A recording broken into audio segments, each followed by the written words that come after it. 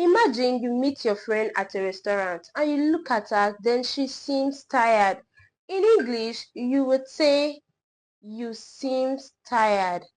In French, that would translate as tu regardes fatigué. But note, that's wrong because it means you are watching tired.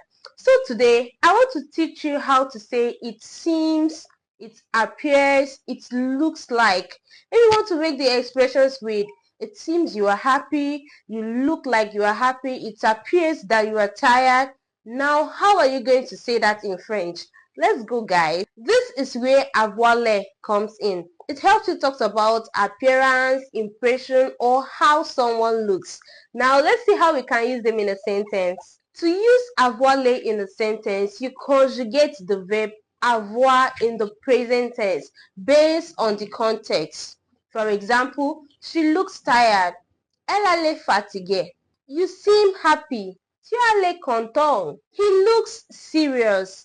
Il a l'air sérieux. So you can also use the expression avoir l'air with other verbs but in the infinitive form. So let's look at how we can use avoir l'air and other verbs in the infinitive form.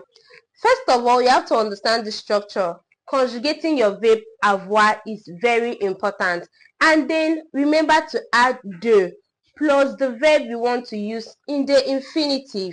Okay guys, let's have a sentence with that. Il a l'air de comprendre. Il a l'air de comprendre. He seems to understand. Elle a l'air de dormir.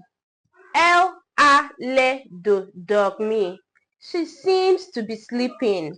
Alright guys, I hope you understand how to say it looks like, it seems, or it appears that. We'll be stopping there for today. Classwork. Make a sentence with avoir l'air and write in the comment section. I'll check it out. Au revoir. Bisous bisous.